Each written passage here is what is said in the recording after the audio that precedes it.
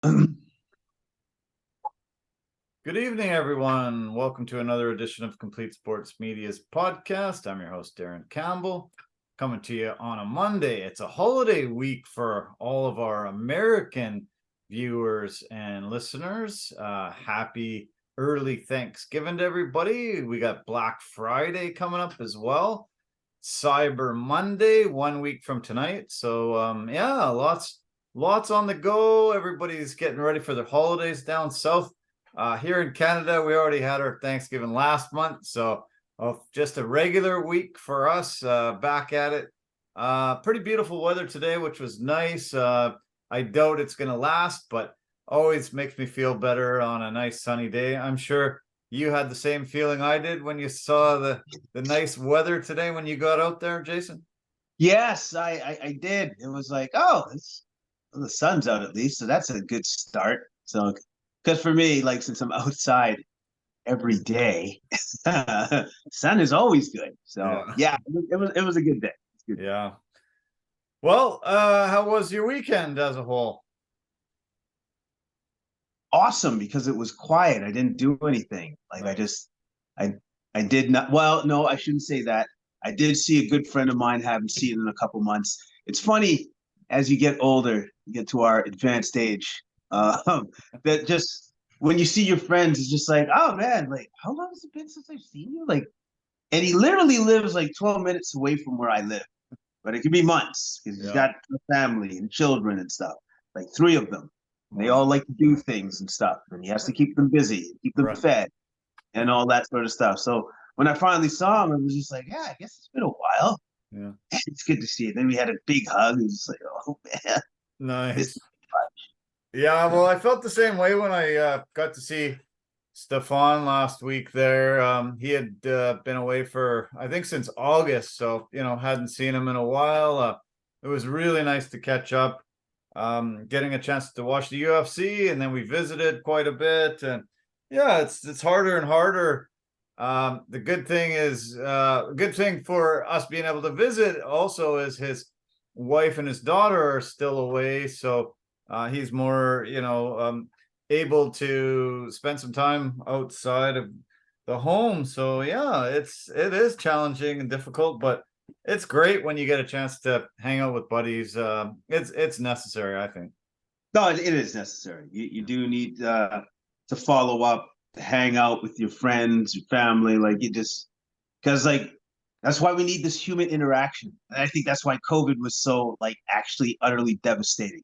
Because all of a sudden we had to isolate ourselves from that. And it's like, man, I'd love to see you, but this COVID thing prevents me from leaving my house. Yeah, yeah, that was tough, and glad it's behind us. I've heard of some new COVID strains of new flus out there, and I'm just like, oh man, just don't tell me about this. I don't want to hear again. We don't need that ever again in our lives. So much to talk about on the weekend of sports, though. Here north of the border, here in Canada, our biggest event was the Grey Cup, and we had the Winnipeg Blue Bombers facing off against the Montreal Alouettes in Hamilton, and amazing game. Usually the Grey Cup's really good compared to the Super Bowl, which usually happens to be blowouts. Usually it's great festivities, lots of patriotism. Canadiana, Green Day played amazing at halftime. I loved them. It was it all went off really, really well. Do you have any idea how many Grey Cups there's been? What the number was? I don't know. Can I guess? Yeah. I'll throw out a number. Over 100? Yeah. Oh, 100, 110. And we've had Super Bowl 56, so twice as many Grey Cups as Super Bowls. So pretty historic, pretty amazing. It's been going for 110 years, and it's great that football's still alive and kicking here north of the border. We're getting big events like this, and the game ended up being really, really close. Amazing finish. Montreal ended up winning. They threw a touchdown pass with 11 seconds to go to pull out the victory, and it was It was fun. Big upset. Montreal was not supposed to even be there. They beat the mighty Bombers, and got the big victory. That was their first Grey Cup in 13 years. And it really seemed to touch a lot of the players and their families. They were really excited. Okay, correct me if I'm wrong, but was the last time the Alouettes won a Grey Cup with Anthony Calvillo, their quarterback? Yeah, you're right. Yeah. Oh, bam, you got it. Yeah. All right, that's cool, man. Good for Montreal. Yeah. Good for it. The MVP was Cody Fajardo, who was the Saskatchewan Roughriders quarterback for a few years, and then they gave up on him and turfed him. And he came back and said, "Okay, guys, I'll show you." And he was the MVP of the game. Was able to have a great game. 21 for 26, 290 yards and 3 touchdowns. The guy was playing incredible. The winning score went to Tyson Philpott, and he was most valuable Canadian. And his dad starred for the BC Lions, and his dad won the Grey Cup in '94 with the BC Lions. So really cool that Corey's 2 sons are in the CFL. One of them is a Grey Cup champion like he is. I got to know Corey really well back in the 90s when he was the running back here for the Lions, and really good guy. Love it that his sons now are in the CFL and winning titles like this. That's awesome. Yeah. It makes me a little sad because I'm seeing this more often now than not. Former players where I'm like, oh, now I get to see your sons play. Awesome. I know, it's kind of weird. Yeah, it makes you feel a little older, that's for sure. It's kind of surprising. Like, this guy's in his 20s now, and holy cow, I watched your dad play, and it doesn't feel like that long ago, but it seems to me. No, it doesn't. It never does. It's like because I don't ever foresee myself as that guy where it's just like, oh well, shouldn't I have more gray? Like, like just be just super grayed out and be like, I remember when. It's like, one of these days, it's just going to be like you and me, or like Wilbon and Kornheiser, we're the, pardon the interruption type of guy. Back in the day, back in my day, it's like things just fly by now. And for them, I'm sure it's even crazier to think back when they first started doing the business. Oh yeah, for sure, because they've been doing it for a lot longer than us, and for them to just go through all of their decades of experience, I'm sure it's flown by even for them. Yeah, very much so. Yeah, so congratulations to the Owls. Nice to finally break that streak. Winnipeg has been in the last 4 Grey Cups. They've won 2. They were talking about a dynasty if they had got this one 3 out of the last 4, but somehow just couldn't close it the last 2 years. A 15-5 season is done. Montreal ended up winning their last 8 games. At one point, they were 6-7 on the season, and then they won their last 8 games to get the Grey Cup. So what a run. Incredible. Very, very happy for them. And it was fun to watch. Really, really great Grey Cup game as always. Staying with football, the UBC Thunderbirds ended up winning their game on the weekend, the Mitchell Bowl, and they were able to advance to the Vanier Cup, which is coming up this weekend. And I'm thrilled for them. They were able to really stomp the Saint FX X-Men. 47-17 was the final score. Their quarterback was amazing. He was 22 for 26 for 303 yards and 4 touchdowns with no picks. So spectacular game for him. And they advanced against the Montreal Carabines, and that game will be at 10 a.m. Pacific, 1 o'clock Eastern time. And this is the first time they've been in the Vanier Cup. I think 15 years it's been. So, oh no, since 2015. Sorry, not 15 years. Since 2015, first time they've advanced to the Vanier Cup. So, congratulations, UBC, and hopefully they can take home the Vanier Cup coming up this Saturday. Yeah, I hope they can. My former alma mater. Yeah, man, it's cool to see that they made it back to the dance. So hopefully they can complete it. I hope so. Yeah, fingers crossed. On the football of the other variety, we call it soccer here, but it's called football in on most of the planet. Canada beat your home country, Jamaica. First time Canada's been able to beat Jamaica in 35 years on the soccer pitch. An incredible 2-1 victory on Saturday. Unreal. It's taken that many years to be able to beat them in Jamaica. That is kind of funny. Like Jamaica's not known as a powerhouse for soccer, but took 35 years. I guess we didn't have them eating the good food enough, so that they were just like a little bit overstuffed for the game. Yeah, maybe that was our secret. Yeah. The goal scorers were Jonathan David. He scored in the first half in extra time, and then Steven Eustachio scored in the 85th minute to give them the 2-1 victory.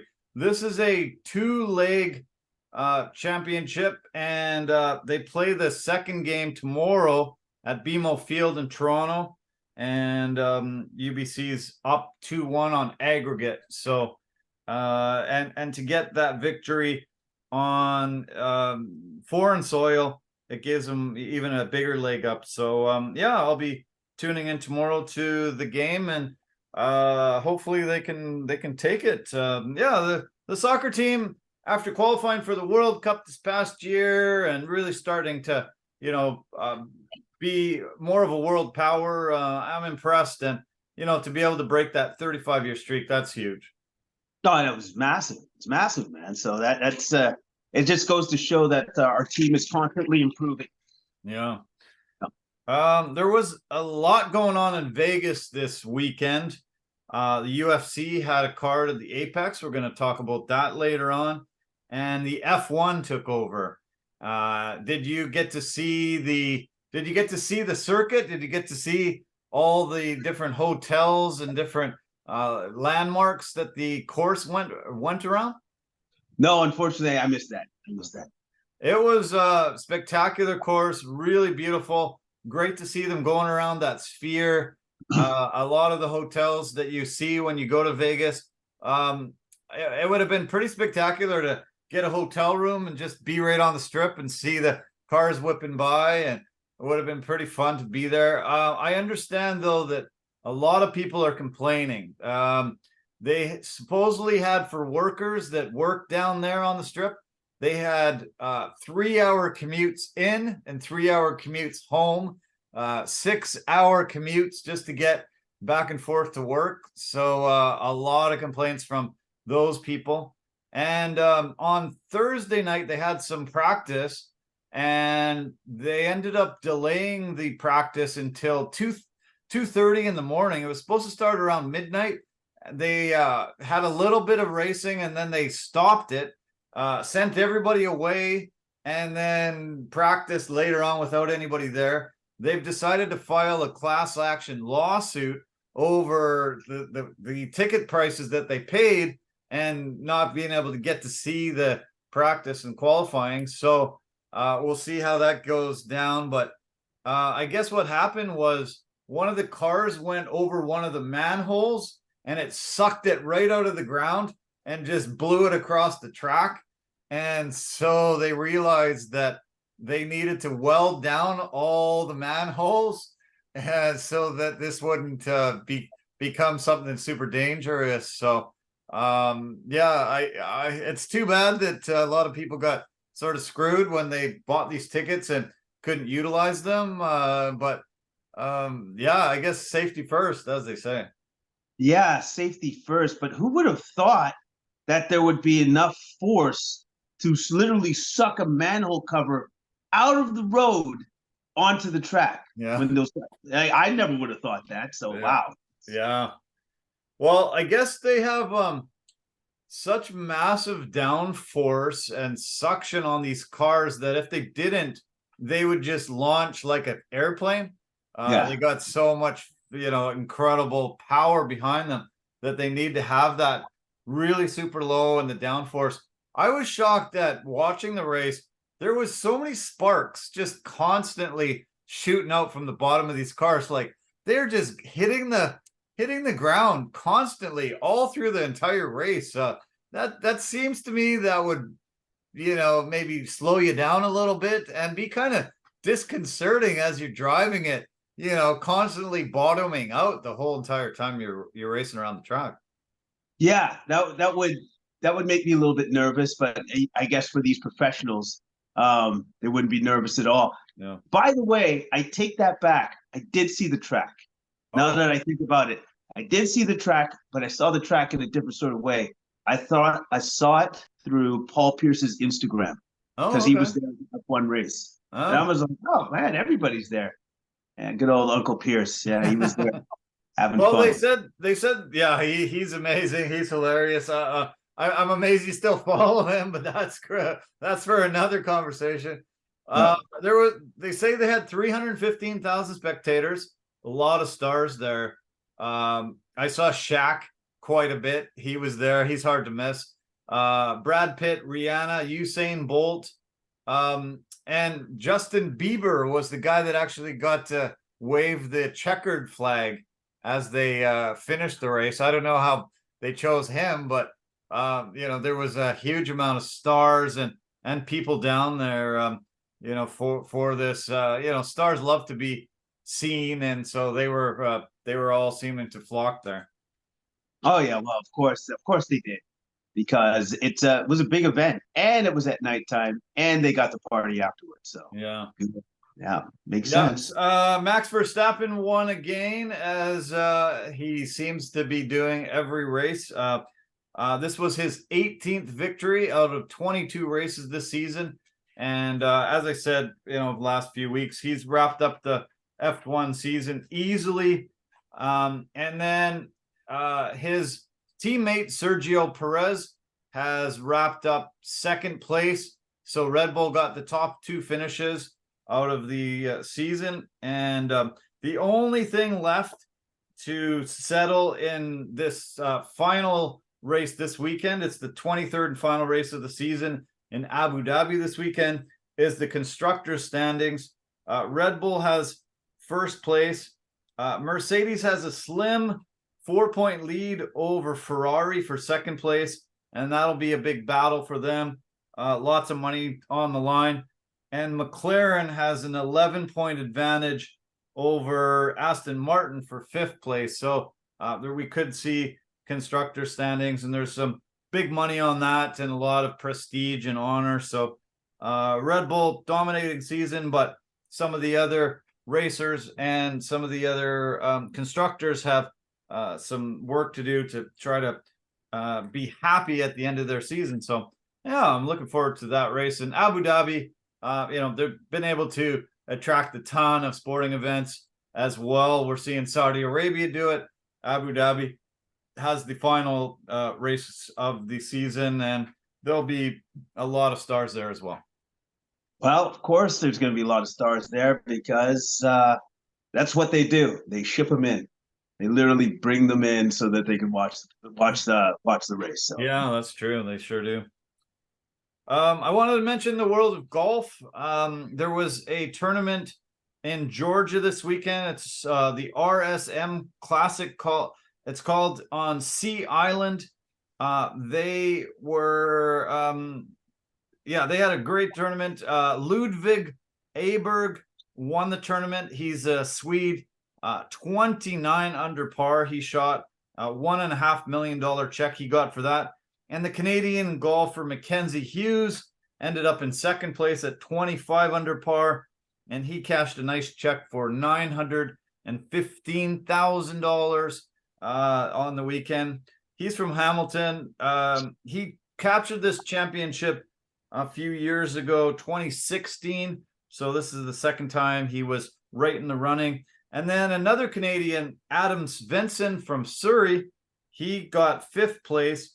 He won this title a few years back as well.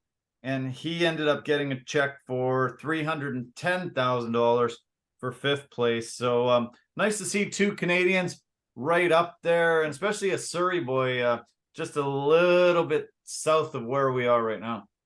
No, it's that's fantastic. And that's great to see that our Canadians are doing so well. Yeah, right now. I'm loving it. Yeah. I wanted to mention the Canucks. Canucks are playing tonight. San Jose Sharks. The game started about an hour ago. Canucks have lost 2 in a row, but they still sit second in the Pacific Division, 3rd best record overall in the NHL.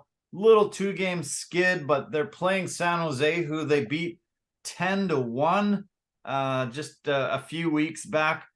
Sharks are the worst team in the NHL with a 3-13-1 record. Canucks are 12-5-1. So I expect they'll be able to get off to Schneid tonight, stop that little 2-game losing streak. They seemed very tired against Calgary after playing back-to-back nights, the first night of this losing streak, and then they lost on the weekend to Seattle. Better game.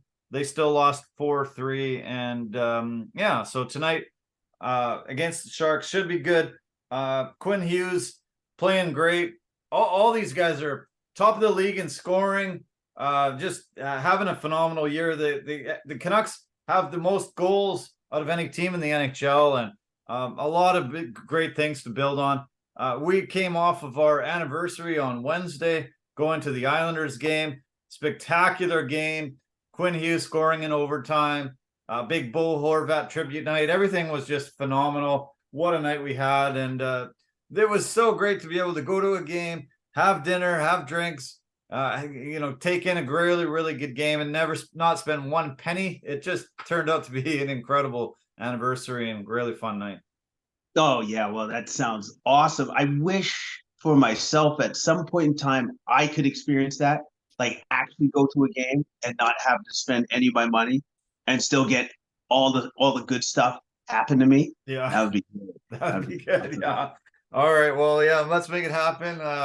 Enter in some contests and have it happen. It's nice to win something. So it was fun. It was really, really fun. I want to mention Philadelphia Phillies. They ended up signing one of their top pitchers yesterday, 7-year, $172 million deal. Biggest deal they've ever given to any player. He has started the most games and pitched the second most innings in the last 6 seasons in MLB. He's spent his entire career in Philadelphia. Aaron Nola is his name. There was a lot of rumors that their division rivals, the Atlanta Braves, were pursuing him heavily. So the Phillies had to up their offer. His agents were super thrilled about that and pitted them against each other. Ended up getting a huge deal for him, $172 million deal. Pretty nice for Aaron Nola. Well, you know what? It puts food on the table. You know what I mean? Yeah. And then that's what you're really looking for. That's what you're really looking for with these contracts. Yeah, exactly. Lots of news from the combat world. The biggest news is the PFL has officially, formally purchased Bellator. Bellator had their 301st event on Friday in Chicago, and PFL officially took control today. Lots of details are sort of filtering out. We'll find out a lot more, but I guess no money was actually handed over to Bellator, just stock. And so kind of interesting. This is one of the biggest mergers ever, one of the biggest acquisitions and purchases. We'll see how it plays out. So far, it sounds like Bellator will operate as a separate entity. They'll still have Bellator cards going, I think they said about 8 a year for now. And then PFL is going to figure out the logistics on how to make the whole thing work. But yeah, this is huge for the MMA world. We've been discussing it for a while. I can't wait to dig deeper into all the details of this, but it's really got the probably number 2 and number 3 coming together to go after number 1, the UFC. We'll see how this ends up changing the landscape of the MMA world. I hope it does. I hope it does. Because like I think having one dominant faction like the UFC is not great for the fighters. Yeah. I just don't think it's great for the fighters. I think there should be some competition. I think healthy competition is good, because once you have healthy competition, then all of a sudden the product gets better on both sides. Yeah. Right. Sure. So I think this is a good thing. But more importantly, I think it's a great thing for the fighters. Yeah. Yeah. The Fury Usyk date has been officially set, February 17th. And that's really big. This will be when and if they fight and get a winner. This will be the first time the heavyweight belt will be 100%. All the belts on one guy since 1999. Lennox Lewis. So the first time this century we'll have a completely unified heavyweight champion if this fight happens and there's a clear winner. But yeah, it's a fight you and I've been talking about for a very long time and hoping that it finally happens. And yeah, allegedly, supposedly February 17th. All right. Well, that's great. Like I've been wanting to see these two guys get after it for a long time. Yeah. And for some reason, I think the Fury that we saw against Ngannou is not going to be the same Fury we're going to see against Usyk. Yeah. I just have that feeling inside me. Like, I think he's going to have a way better performance. Yeah. There are some more boxing announcements I want to make as they get closer and closer. There was some really big news for some big boxing events coming. There was a boxing event on Thursday night. Shakur Stevenson was fighting, and I was just stunned. I haven't seen too many boxing fights that have been fixed recently, but this one seemed to be fixed. He just ran. He barely threw any punches. He just ran. It was like Usain Bolt in the ring, barely threw punches. The ESPN guys, it was ridiculous. They were commenting, saying, "Wow, what a masterful fight! Look at the movement. Look at how he's dancing and bobbing and weaving and stuff." And it was shocking. He won the decision. Shouldn't have. He barely landed any punches. Barely threw any punches. And it was just one of the weirdest events I've ever seen. I was just stunned by it, and I don't know what the heck happened. It was bizarre. I saw a little bit of the post-fight interview. I only caught a little bit of the highlights, when I was a little bit like head scratching, because I'm like, what's he doing? It sounded to me like he was injured. It sounded to me like he was really injured, and he shouldn't have fought. Shouldn't have even been in there. Okay. Yeah, that's what it sounded to me. Wanted the payday. Yeah, because he was just like, I don't make excuses, blah, blah, blah, blah, blah. But I'm like, it sounded to me like there was something indefinitely wrong with his body, and he probably shouldn't have even been in the boxing. Wow. Yeah, he shouldn't have. He wasted my time, everybody else's, anybody that was there. The booing was insane. Like, by the second round, the booing was just coming and coming and coming, and it was ridiculous. Like 12 rounds of it. I'm like, what the heck just happened here?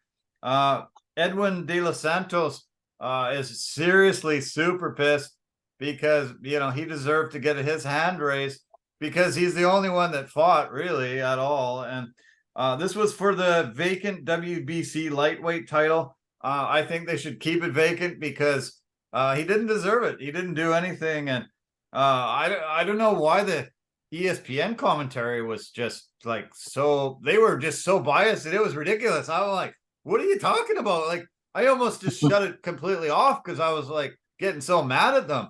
It was like, you're seeing something I'm not seeing. What the heck is this? You guys are supposed to be the experts here, and you're lying. You're like full on lying here. So it just seemed work to me. It just seemed like it was a full on scam. So it seemed like it was like a WWE. It was work. Yeah. Like it was like a pretty much scripted out. It's like, no matter what he does, guys, it's gonna be positive. I just want to hear positive things come out. That's what it was. Yeah, it was brutal. Yeah, I don't even bother wasting your time watching it. Just horrible, absolutely terrible night of fighting, and I really couldn't believe how bad it turned out to be. So yeah, we're gonna get into more fighting in a little bit, but let's get into week 11 of the NFL. Lots of great games and a lot of excellent action as always. Tonight, the Monday nighter is the Super Bowl rematch between Kansas City Chiefs and Philadelphia Eagles.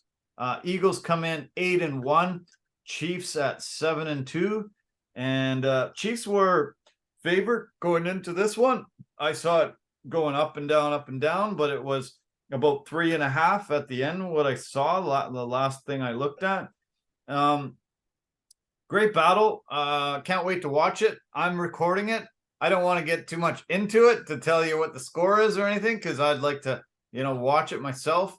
I don't know if you have it on in the background. You probably do, but you want to make any comments or say anything about this game? So, what do you want me to say? Like, you can say the score or whatever. I don't mind, but yeah. Okay. Well, right now, 2 minutes left in the game. The Eagles are up 21-17. Okay. So it is a tight game. Very close. Yeah. But this is exactly the kind of game I was expecting anyways. Yeah. These are two of the best in the NFL. I'm surprised that from what I see here, I'm surprised at how little yardage for the two quarterbacks. I don't know if these are updated stats, but I'm seeing 150 yards for Hurts and 160 yards for Mahomes. Are you seeing anything different? That's exactly what I'm seeing. Huh? I'm seeing the exact same thing. I guess defensive struggle is what we would like to say here, and that's okay. Yeah. Defense is good. Defense is good. That's true. Yeah. Yeah, there are some defensive games we get to talk about today, and surprising. I didn't expect it to be such a defensive struggle. I thought it would be higher score. So yeah, Philadelphia, 2 minutes left, 21-17. I guess Chiefs got the ball, it looks like here on my screen. So Eagles host the Bills this coming Sunday, and the Chiefs go to Vegas to play the Raiders. Both 1:25 Pacific kickoff for both those guys. Sticking with the NFC East as we always do, Cowboys laid a big spanking on the Panthers, 33-10. Cowboys 7-3, Panthers 1-9. Cowboys have actually had the easiest schedule in the NFL. Absolutely the easiest. They just seem to get week after week after week these terrible teams, and they just roll up on them, and everybody starts, drinking the Kool-Aid and thinking Jerry Jones has finally compiled the Super Bowl team, but I'm not convinced. And not very many people should be. Who can't beat up on the Panthers? And what do you take away from this one? You know what I take away from this one is that Bland had another pick six in this game. Oh yeah. And he ties the NFL record for 4 in a season already. Wow. Week 11. Wow. Amazing. That's impressive. Holy cow. That's impressive, man. That's impressive. Especially knowing that it's usually the other guy, Diggs, is their guy to do that. Yeah. And Bland tied the season record already. Wow. Incredible. Yeah. Micah Parsons, another 2.5 sack day. They sacked Bryce Young 7 times, picked him off once, and forced a fumble and recovered it. So yeah, poor Bryce Young. It's not been a a fun year there, and it must have not been a fun Sunday for him. Yeah, they just rolled up the yardage as always against an easy team. Yeah, it's really tough to be on the Panthers this year. Adam Thielen had a good game.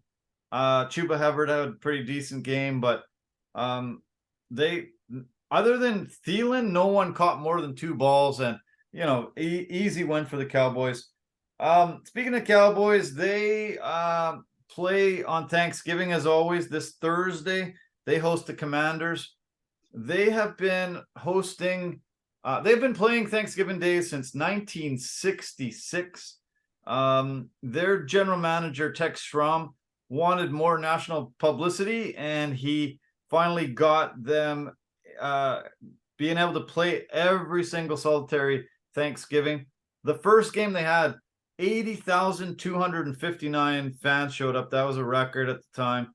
And the only 2 years they haven't played on Thanksgiving were 1975 and 77, when Commissioner Pete Rozelle wanted to see if the St. Louis Cardinals could take over that spot. And they had Coach Coryell, who was my favorite coach for the Chargers back in the day.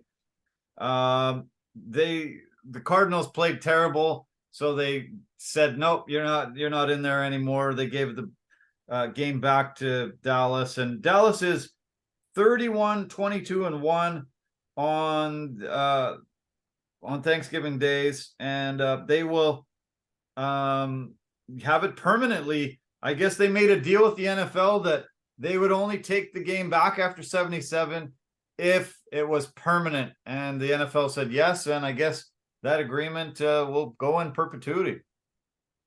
That's actually pretty cool.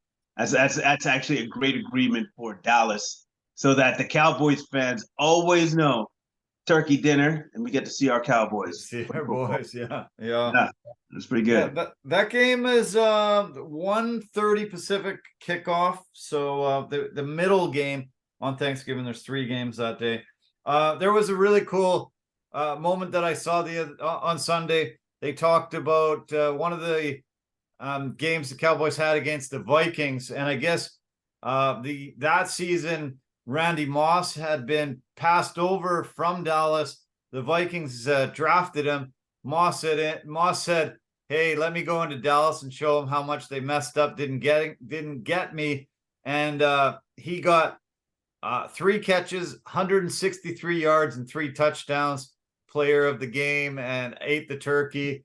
And Jerry Jones said, "Man, we really screwed up," and he stuffed it in our face on Thanksgiving Day. It was funny.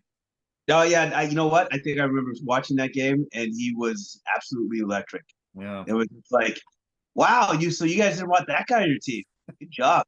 Nice work. Yeah. Dallas has done a lot of that. They've been drafting pretty good lately, but they've made a lot of drafting mistakes over the years and haven't had a Super Bowl in a very long time. So, okay, the last teams in the NFC East, Giants face the Commanders. Ron Rivera is on the hot seat big time. Commanders fall to 4-7. 31-19 victory by the Giants, who improved to 3-8.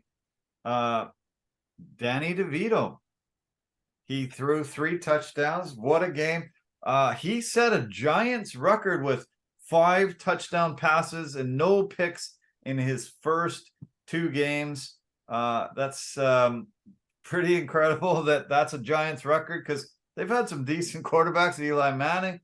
And this was the first time that Giants got over 20 points in a game this season. So pretty crazy, pretty wild. And Commanders are in big trouble losing to the Giants. Just from what you just said, it's the second time they've scored over 20 points. Yeah, there's a reason why Rivera's on the hot seat. It's like, these guys can't beat you. They're not supposed to. They're not allowed. No. And then they beat you. They beat you handily. Yeah. Some dude, DeVito beat you. Yeah, no, this is the first time they've scored 20. It's been a while since they've got 20 points first time. They are last in the NFL in scoring, and it's not even close. They've had just a horrible, horrible year, and they shouldn't beat anybody. Barkley had a great game. He got a couple touchdowns through the air. Darius Slayton also had a touchdown, and yeah, DeVito, 250 yards passing, 3 touchdowns, no interceptions. Pretty unbelievable that he's come and been able to play that well. Sam Howell had a pretty decent game, got picked off 3 times though, and was under duress a lot, sacked 4 times, and DeVito got sacked 9 times and still won. So pretty wild. Yeah, he got sacked 9 times and still won handily. So yeah, again, there's a reason why Rivera's like, your job's in jeopardy. Yeah. There's a pool going. Brandon Staley, Ron Rivera, who's the first guy to get fired. I'm hoping it's Staley, but I could see both of them walking the plank very soon. Wouldn't it be funny if they both got on the same day, so it comes down to like the minute? I can see it happening. Yeah, right to the minute. Yeah, it really could.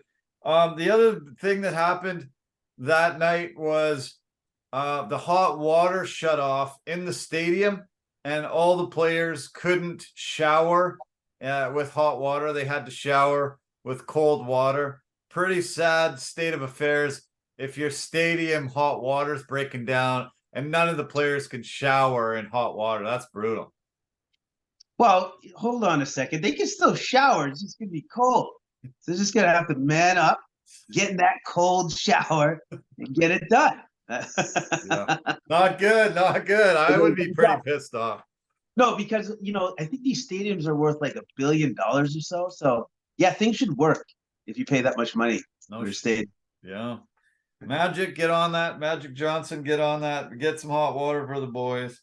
Yep. As I said earlier, the Commanders played Dallas Thursday. That's 1:30 Pacific kickoff, 4:30 Eastern time.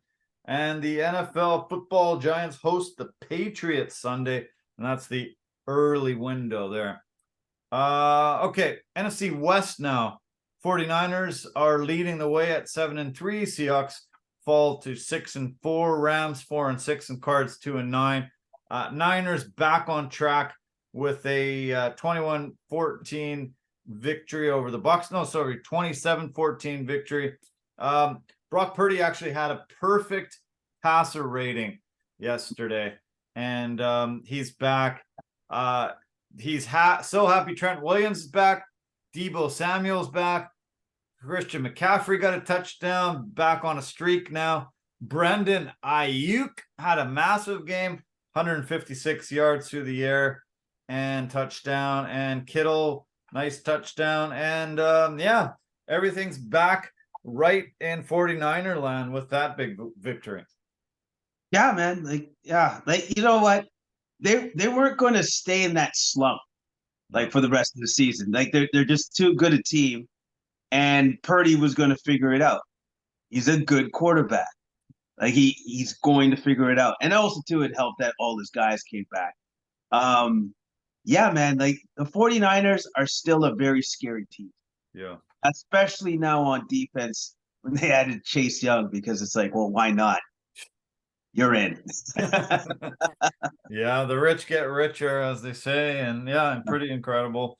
They sacked Baker 4 times. I don't know if in Baker we trust is still a thing.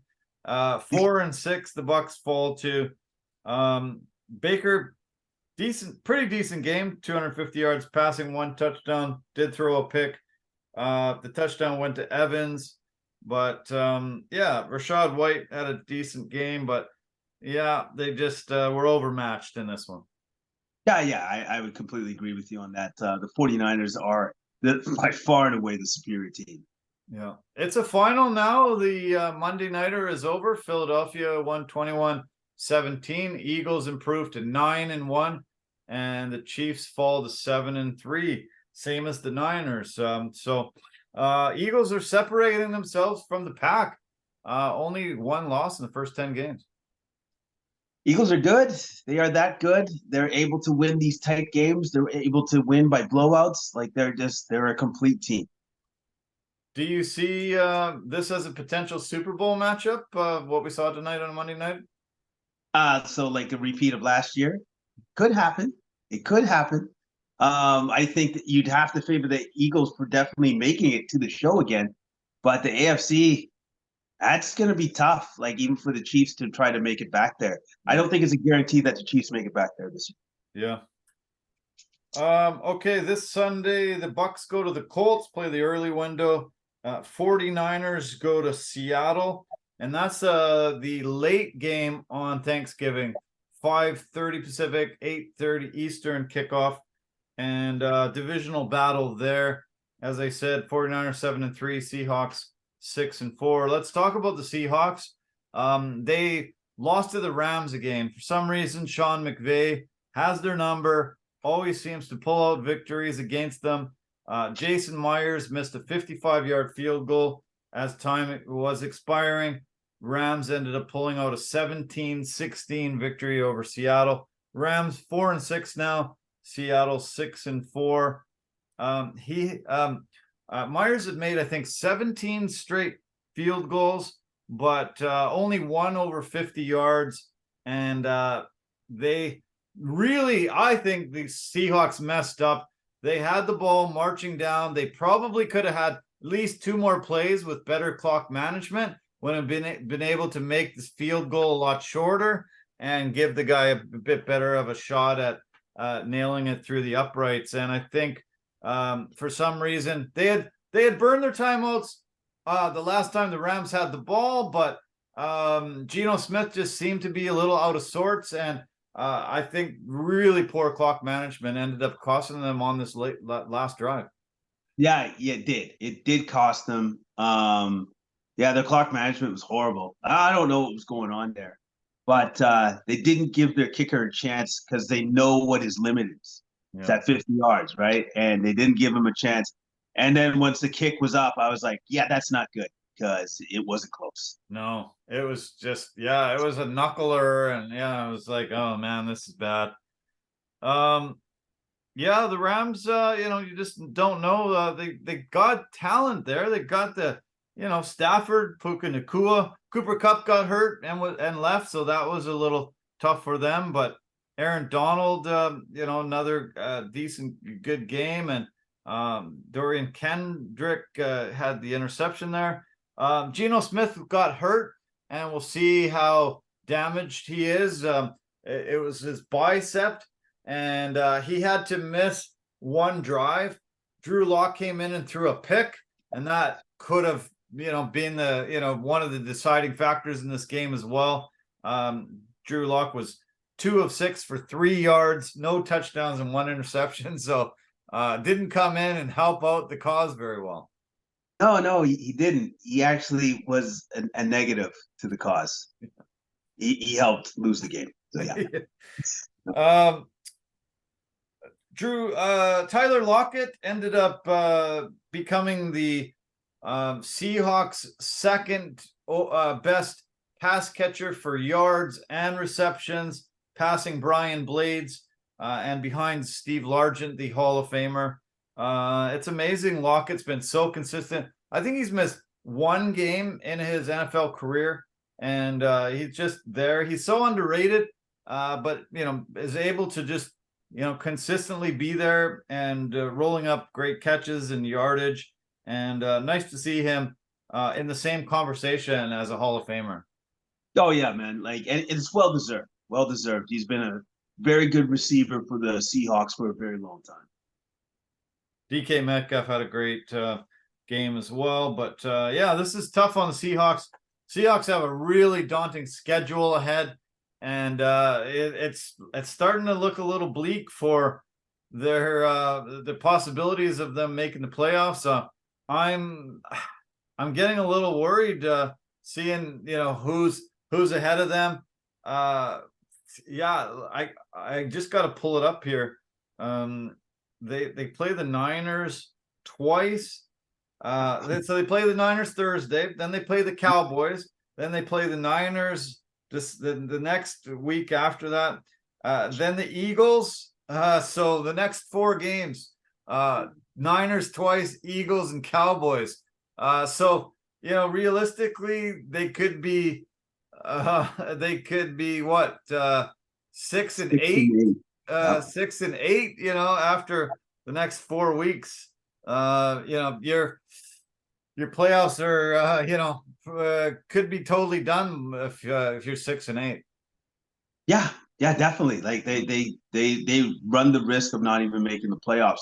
Like they would have to win their last 3 games to maybe have a chance. Yeah, 9 and 8. Yeah, the last 3 are against the Titans, the Steelers, and the Cardinals. So nobody's tough, super tough there. But yeah, very bad loss against the Rams, a game that they really, really, really needed to win, and this is put them in a precarious spot.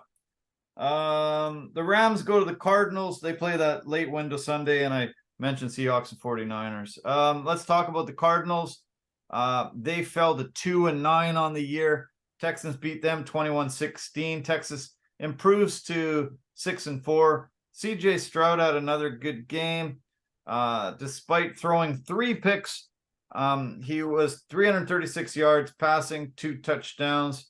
But yeah, enough to beat the Cardinals, even though the 3 picks, they had Tank Dell had another fantastic game, 150 yards catching with touchdown. And yeah, just that Texans keep rolling, and yeah, they really could sneak into the playoffs this year. Yeah, and surprisingly so, because nobody thought that they would be this good already. Singletary had a great running game too, with 22 carries, 112 yards, and a touchdown. Texans could be a problem if they do get into the playoffs, because they're just one of those teams where they just sneak up on you. Yeah, right? You're right. They're doing it right now. They had some good defensive performances as well. Blake Cashman, their linebacker, had 13 tackles, 6 assists, and a sack. Derek Stingley, their cornerback, he picked off Kyler Murray, and Kyler just had an okay game, 214 yards passing, 1 touchdown, 1 pick. There's not much in Cardinal land there. So yeah, they fall to 2-9. They host the Rams, as I mentioned, Sunday, 1:05 kickoff. Houston hosts Jacksonville in that early window. Okay, let's turn to the NFC North now. Lions are racing out to they're a 2-game lead on the Vikings. They were able to beat the Bears 31-26 to improve to 8-2. Bears fall to 3-8. Jared Goff, another quarterback with a win despite throwing 3 picks as well. 236 yards passing, a couple touchdowns. Amon-Ra St. Brown got a touchdown there, and as well as Jameson Williams. Great rushing attack from David Montgomery and Jahmyr Gibbs, and Lions are no joke, 8-2. What a great 10-game stretch for them. Yeah, and here's another fun fact for you. Can you guess the last time the Lions were 8-2 to start off the season? I'd have to say this probably goes back pretty far. Was it in Barry Sanders' era? No, way before that. Way before that. 1962. Okay. For some weird reason, 64 was in my brain, but yeah, okay. 62. Okay. Wow, that's a long friggin' time. That's a long freaking time, man. And it you know what? It's just a testament to see that the Lions have steadily improved from year to year since Dan Campbell took over. Yeah. I knew there was a reason that man showed that much passion to cry that much in that first season. And now it's paying off. Yeah, I love it. Yeah, I love that they stuck with him. They were terrible there for a couple seasons, but they stuck with him and saw that he had a plan, and they've been really turned this whole thing around. As I mentioned about the Cowboys, Thanksgiving, the Lions are also always on Thanksgiving. They've played at home on Thanksgiving since 1934, except for the World War II years. The Cowboys have done it since '66. So the Lions have been doing it for almost 30 more years than them, or 32 more years than them. Some details about them. The first year they beat the Bears 1916, November 29th, 1934. Their Thanksgiving record's not that great because they've had a lot of tough years, 37, 42, and 2, but you can always count on the Lions and the Cowboys both being there. The Lions they're playing the early game. That's a 9:30 kickoff Pacific, 12:30 Eastern time. But yeah, it's nice to be able to know that you can count on it'll be always the Lions and the Cowboys every Thanksgiving. You know you'll be able to have some good food and see those two teams battle it out. Yeah, especially if you're fans of those two teams, then that's just so good because you have to have your turkey and you get to watch your favorite team on Thanksgiving. They host the Packers, if I didn't mention, and Chicago goes to Minnesota. That's the Monday nighter, 1 week from tonight. So, okay, let's talk about the Broncos and Vikings. That was the Sunday nighter. This was a really, really tight game. Vikings came in winning 5 in a row. The Broncos came in winning 3 in a row. And now it's 4 straight for the Broncos after a 1-5 start. Then they've been able to turn this around. Really, really tight game, but they pulled out a 21-20 win. Cortland Sutton caught a 15-yard TD pass from Russell Wilson with just 1:03 left and pulled out the victory. I'm shocked. They're not playing great, but they're winning, and 5-5 on the year after starting 1-5. I was more shocked that it was due to Wilson's heroics that they won this game. Yeah. Because he hasn't done that in a long time. Wow. Like, a long time. So it was I guess it was refreshing for Broncos fans to see Wilson actually win them a game. Well, I think I heard that might have been his first game thrown over 200 yards this season. So yeah, kind of crazy. Will Lutz really contributed. He had 5 field goals, 2 31-yarders, a 52-yarder, a 37, and a 28. So he was very instrumental in getting the victory. Josh Dobbs got his first loss as a Vikings quarterback. Fairly decent game, 221 yards, a touchdown, did throw a pick. He ran one in himself and did a lot, but this was the first loss, snapping that 5-game winning streak for the Vikings. Yeah. Broncos won the turnover battle. That's what's really changed their fortunes too. They were really losing the turnover battle early in the season, and they were able to turn it around. They were +3. The Vikings lost 2 fumbles and threw 1 pick, and their defense has stepped up. The Broncos defense has really been very instrumental in this turnaround. As I said, Vikings host the Bears Monday night, 1 week tonight, and the Broncos host the Cleveland Browns Sunday, 1:05 Pacific kickoff there. Sticking with the NFC North, let's turn to the Packers. The Packers sit 4-6, pulled off a 23-20 win over the Chargers. Both teams are now 4-6. Romeo Doubs caught a 20-yard pass from Jordan Love with just 2.5 minutes left to pull out the win. Jordan Love had a career day. Get to throw against the Chargers defense, career day.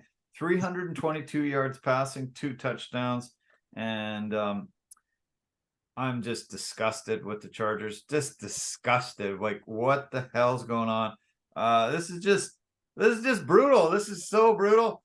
Did you see the post-game press conference with Brandon Staley? It was bad. It was disgusting. Like, he's got to go. He's got to go. He's supposed to be this defensive wizard, and that's what's losing them all these games. Terrible defense.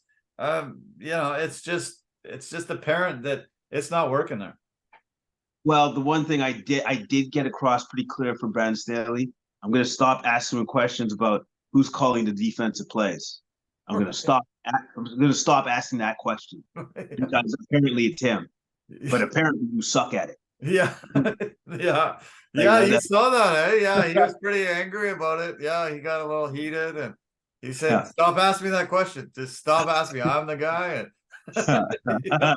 Yeah, it's like, hey, if you're the guy, you're not very good at it. Like, you're not very good, like at all. No. But I'll tell you one guy that it's never his fault, or it's not really his fault so far, because Herbert has been awesome. Yeah. Like, in spite of everything, he's like, I guess I'm just gonna try to win the game myself, like all the time, despite whatever's going on around me. Yeah. And he almost does it, and he would have done it actually in this game.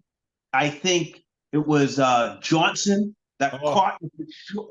He dropped him for sure touchdown. Keenan Allen, who actually had a great game, 10 receptions, 116 yards, and a touchdown, could have had two. Yeah. And he dropped the touchdown too as well. Yeah. He dropped two. He dropped two sure balls that were right in his hands. That he's very, very consistent and doesn't drop many. I don't know what happened, but yeah, he had three big drops that could have led to, two or three more scores for sure. Yeah, exactly. So Herbert's good in my book. It's just like, oh man. So if I were to talk to Herbert, just pull him aside and say, so what's really the problem here? Yeah. I think you know, don't you? Yeah.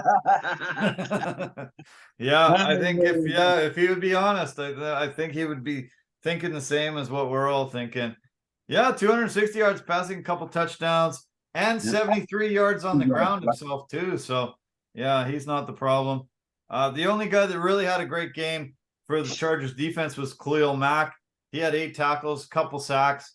But yeah, they unfortunately lost Bosa to injury early, and that hurt them too. So Chargers host the Ravens on the Sunday nighter. But yeah, if they don't go on a winning streak here, it's a lost season for Justin Herbert and this offensive team that should have a winning record and should be competing for a playoff spot. It's not acceptable to be 4-6 after 10 games. No, it's not, and it's not like their defense is bad. Like, you got great defensive players on that side of the ball with Derwin James, Khalil Mack, Joey Bolton. Like, what? You can't make defense with those guys? Like, what are you doing? Yeah, frustrating as hell. Yeah. As I mentioned, Packers go to Lions Thursday, early game in Thanksgiving there. NFC South, we've been able to cover all the teams. 2 teams had a bye. 2 teams we've covered already. The Saints are leading at 5-5. The Bucks are 4-6, and the Falcons had a bye, 4-6 as well. Panthers 1-9. Somebody could win the NFC South with a losing record, and that'll be not very cool for most of the other teams competing up trying to get a playoff spot. But the South in the NFC is pretty lousy this year. Let's turn to the AFC East to start with. Dolphins pulled out a 20-13 victory over the Raiders to improve to 7-3. They topped the division. Bills are 6-5. Jets are 4-6, and the Pats had a bye, 2-8. This was weird. I looked at this and I had to look a few times. Going into Sunday, the entire AFC East had not won a game in November. The entire division hadn't won a game in November. So Dolphins got off the schneid and got the victory there. Hard fought win over the Raiders. Tua was great, 325 yards passing, couple touchdowns. Devin A-Chain came back after missing 4 games, got injured again, and had to leave. Really sad for him. Tyreek Hill played great again. And this team just, juggernaut. didn't put up the points, but got the big win. Yeah, they got the big win, as they should have. They should be able to beat the Raiders, and they did that. Mostert was big, 22 carries for 86 yards. And as you've already mentioned with Hill, had 150 yards and a touchdown. You know what? Who I really feel bad for is Devontae Adams.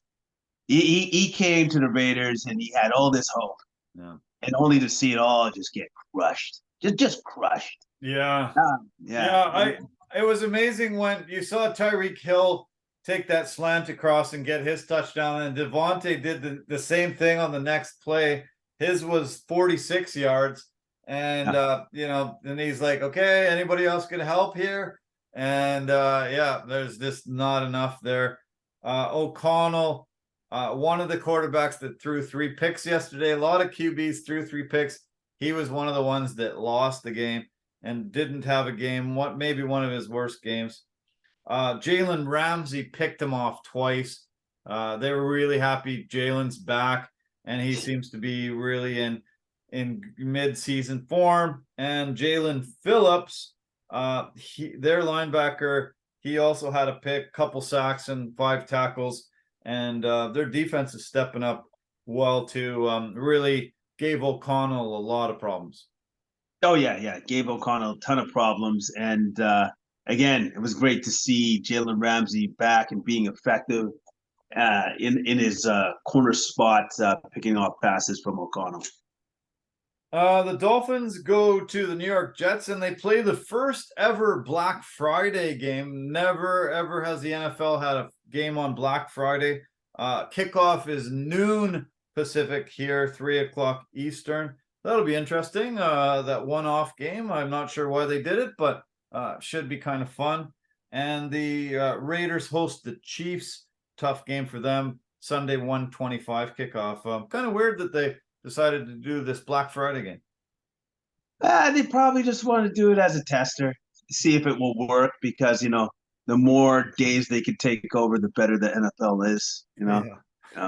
Yeah, well, I guess a lot of people just Thanksgiving, they take the 4-day weekend, so there'll be lots of eyeballs on it. There's the 3 games on Thanksgiving, but most people will be off that Friday too. So put it in the middle of the day and see what kind of traction they can get. Yeah, exactly. Like they might get a lot. It might be a one-off. Might be something they continue going forward. Yeah. The Bills just stomped on the Jets, 32-6, improving to 6-5. Everybody's talking so much about Josh Allen and all these turnovers. 14 leading the NFL coming in. Led the league last year with 19. Has had a turnover in 21 of his last 26 games, but also one of the top quarterbacks in the NFL. Week after week, great yardage, and one of the reasons why they're still winning games. 275 yards passing, 3 touchdowns. Khalil Shakur had a great game with 115 yards on 3 touchdowns. His really beautiful 81-yard TD catch and run was instrumental on them. Tyler Bass had 4 field goals. The Bills defense held the Jets to 0 for 11 on 3rd down conversions, 6 sacks, 2 fumbles, 2 interceptions, and only 155 total yards for the Jets. And that Aaron Rodgers comeback is starting to become less and less promising as the Jets fall to 4-6. Yeah. He can only come back if the Jets are in the mix, and with the way that they're playing right now, that doesn't look like that's going to be a thing. I think they benched Wilson. He wasn't even knocked out. It would have been better if he was knocked out, right? He was like, oh, he suffered an injury. No, you just suck. So we're just going to sit you down. We're going to put in this dude. What's that dude's name? I don't know who he is. Just send him in. I think it was Boyle. Tim Boyle, yeah. Tim Boyle came in. They made an announcement today that Zach Wilson is benched. He is quarterback 3 now on the depth chart. Tim Boyle's come in to be number 1. Trevor Simeon will be number 2, and we will not see Zach Wilson unless both guys get injured. And I think the Zach Wilson experiment is done. This guy was drafted number 2 overall in 2021, and I think worked his way right out of New York.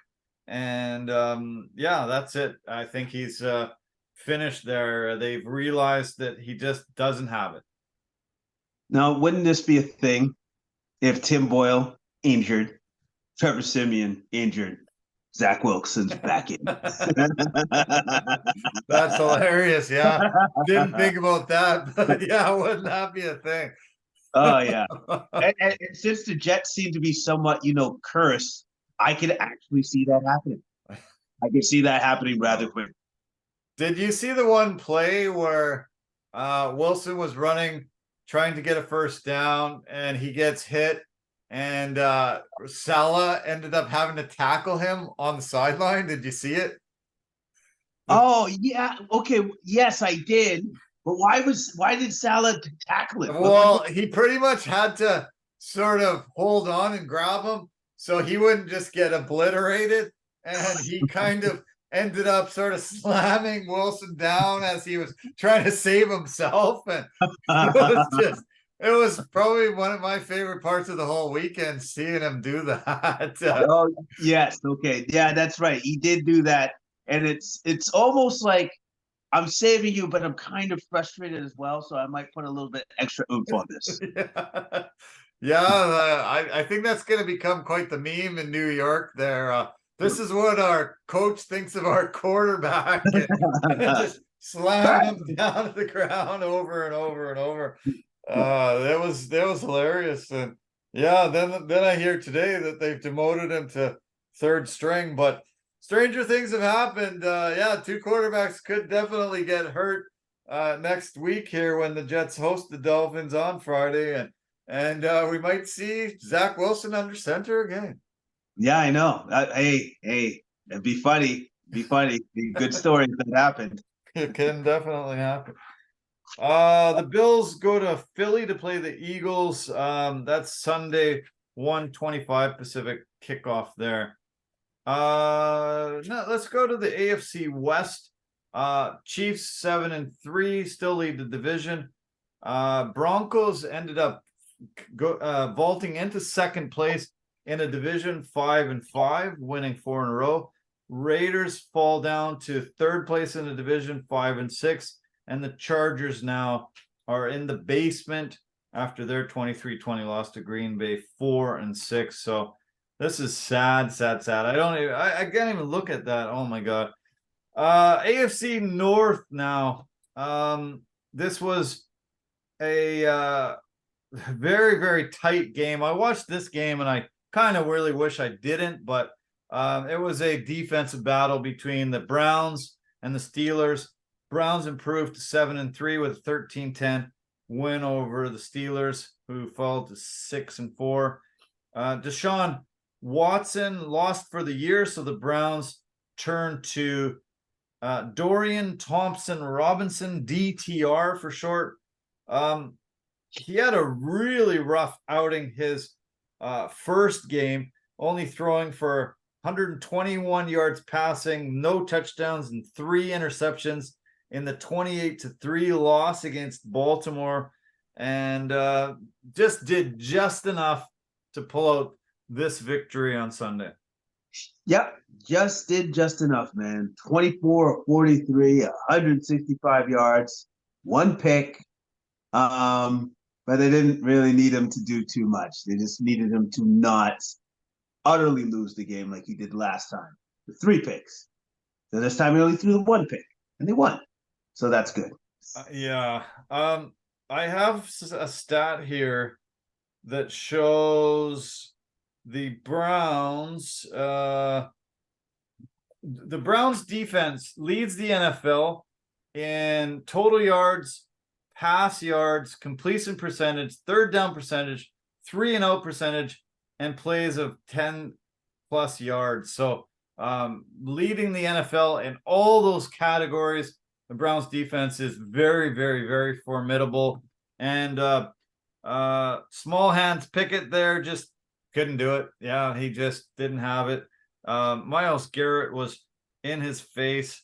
They were just yeah, it was tough. The defensive struggle. There was 17 punts total, only 500 total yards for both teams, and yeah, just it was a tough game to watch. But I actually, don't mind defensive teams once in a while. It was, to me, it wasn't really super poor offenses. It was more just incredible defenses that just shut both offenses down.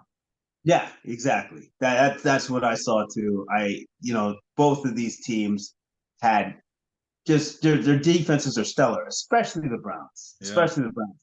Because I would not have expected at this point in time for the Browns to be 7-3. No.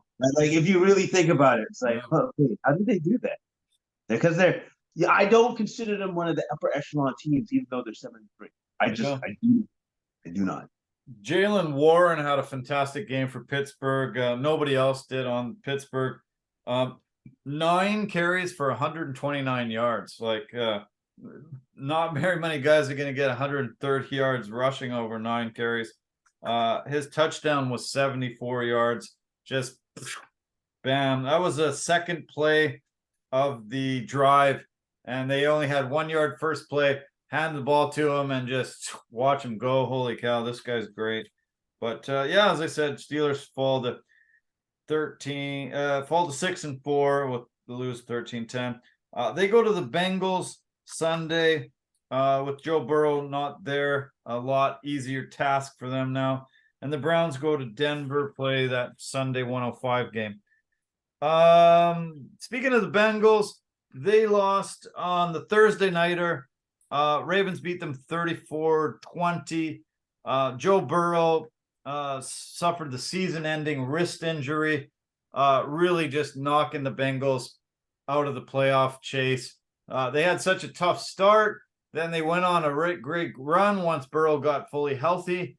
And this is such a massive blow to Cincinnati and their chances.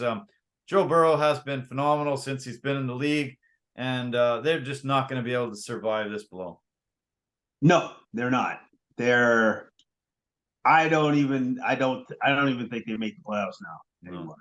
Because with Burrow, with the way that he was playing, it looked like, oh no, they're gonna make the playoffs, even with the rough start because he was still injured. But now that he's gone, like I don't even know who their backup is. Who's that guy? Yeah, Jake Browning is the guy. So yeah, there's a reason why I don't know that guy. That's the reason. Okay, true. Cool. Yeah. Ravens rolling along at 8-3. They were dealt a big blow though. Mark Andrews broke his leg, and they said he's not for sure out for the season, but obviously he's going to miss quite a bit of time. And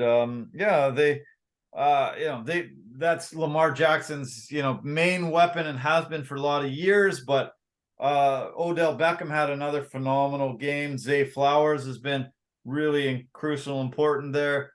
Nelson Aguilar got a touchdown. Rashad Bateman got a touchdown. So they have been able to fill in a lot of gaps that they've been, they have had over the last few years. And Mark Andrews wasn't really their only guy now. So they probably survived this blow. Yeah, they should, but he's still going to be sorely missed in that offense. They'll just have to make do. It would be awesome if he could come back this season, but I would imagine with a broken leg, there's no guarantees. Yeah. Gus Edwards had another couple touchdowns there, and this team's offense is great, and 8-3, phenomenal start for the season. Ravens go to the Chargers Sunday nighter, and Bengals host the Steelers, and that's the early window for them. Okay, we're just down to the last game. AFC South, we've been able to cover all the teams except the Jags and the Titans who faced each other. Jags improved to 7-3 with a 34-14 win over the Titans. Titans fall to 3-7. Trevor Lawrence had a great day. 4 touchdowns himself, 2 through the air, 2 on the ground. And Calvin Ridley had a great game. Travis Etienne. And they were their defense also was great, forcing a couple of fumbles and really holding the Titans offense down, making Derrick Henry irrelevant again, and just keeping the Titans down. Jags suffered a tough loss last week, but turned it around, and 7-3 on the year, looking great. Yeah, nice bounce back game against the Titans, but then it should be a nice bounce back game against the Titans because they were playing said Titans. Yeah. And Lawrence was awesome, man. 4 touchdowns attributed to him. And on top of that, the Jags defense keyed in on Henry, made sure that he was a non-factor, won the game. Won the game pretty easy. Yeah. Calvin Ridley, couple TDs there, and huge. So yeah, Jags 7-3 lead the division. Texans 6-4 in second. Colts had a bye there in third at 5-5. Titans fall to 3-7 at the bottom. Titans host the Panthers Sunday, and the Jags go to the Texans for a AFC South battle there. So that's the NFL story. Let's blast into the UFC. We had another card from Vegas. UFC Vegas 82. They've had 82 events in Vegas. Pretty insane. Last week was the card for all the KOs. This week was the submissions. There was 6 submissions on this card, and a lot of very great finishes from the submission file. And tell me your thoughts on Brendan Allen beating a very, very tough Paul Craig.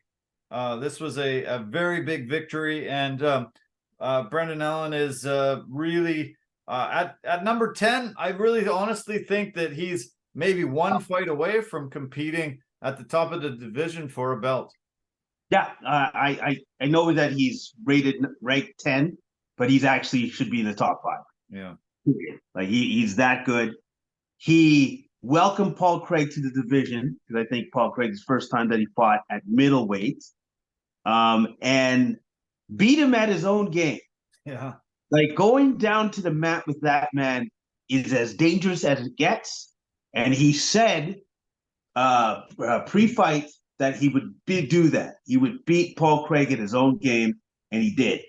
He almost got caught, I believe, in that second round with a calf slicer, which I was like just amazed at. Where I'm like, where did that come from?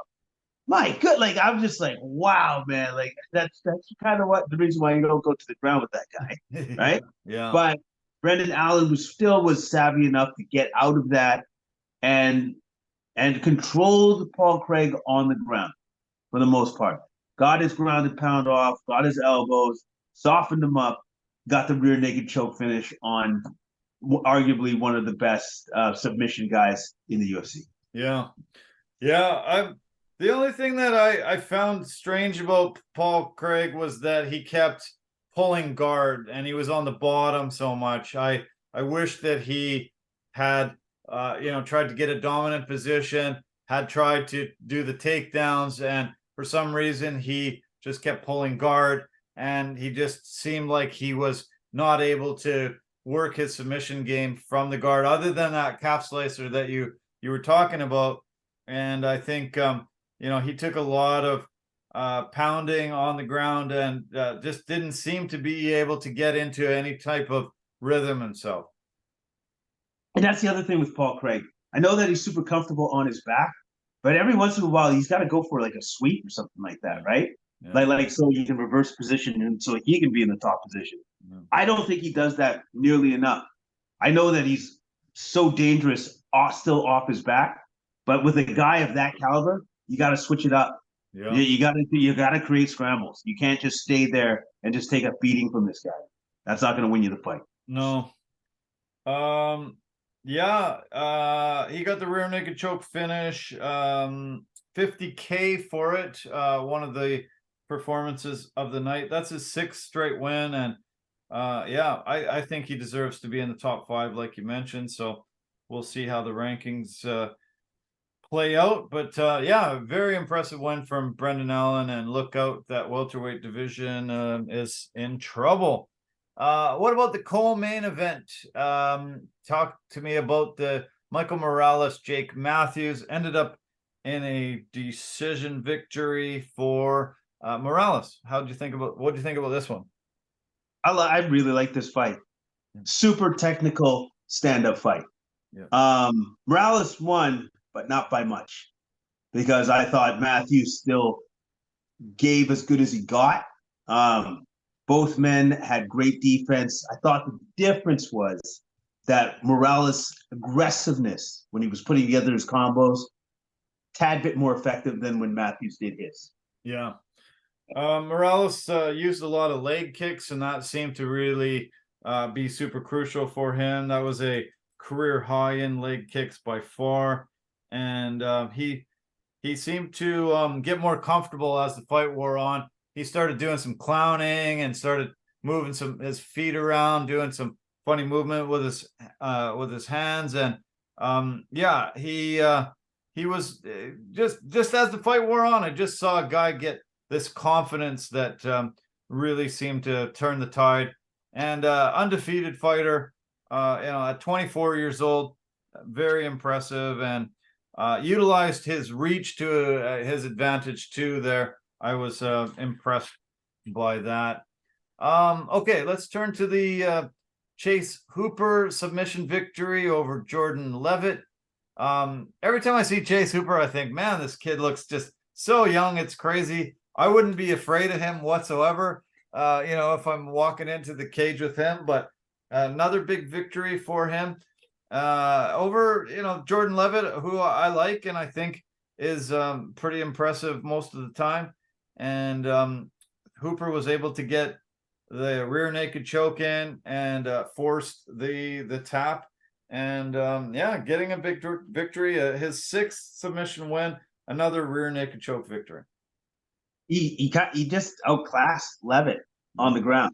He just actually completely outclassed Levitt on the ground. I think he threatened him first with an armbar, almost gets that, and then just stayed on him, and then eventually got the rear naked choke finish. Like I was impressed, because that Jordan Levitt was training to prevent all of these situations that Hooper put him in, and he couldn't prevent any of it at all. Yeah. So, yeah. Yeah, the scrambles were really impressive by him, and all of a sudden, yeah, he was able to get the big rear naked choke victory, and yeah, just impressed everyone for sure. Yeah. Another submission win by Peyton Talbot came in, was able to he was a huge betting favorite, and the first round didn't go that well for him. And then he just turned it around in the second and third, was able to just dominate, get ground and pound, submission attempts, turned the tide, finished the fight with a reverse takedown, and then just got pulled in off the submission. Another rear naked choke victory for him. And this is a young guy that's just came off the Dana White Contender Series, 7-0 now, and a prospect that I'm looking forward to seeing more of. Yeah, me too. I definitely am. His stand-up was exceptional, and Aguirre, you could tell, was just like, I want no part of your stand-up, no part of it whatsoever. Yeah. Especially when it got to that third round, that's when he got himself into trouble, because he shot for a desperation takedown. Yep. And then whenever you do that, that's when you get yourself into a whole ton of trouble. And that's exactly what happened. And Talbot was able to get his back, finish him with a rear naked choke. Excellent fight by Talbot. Yeah.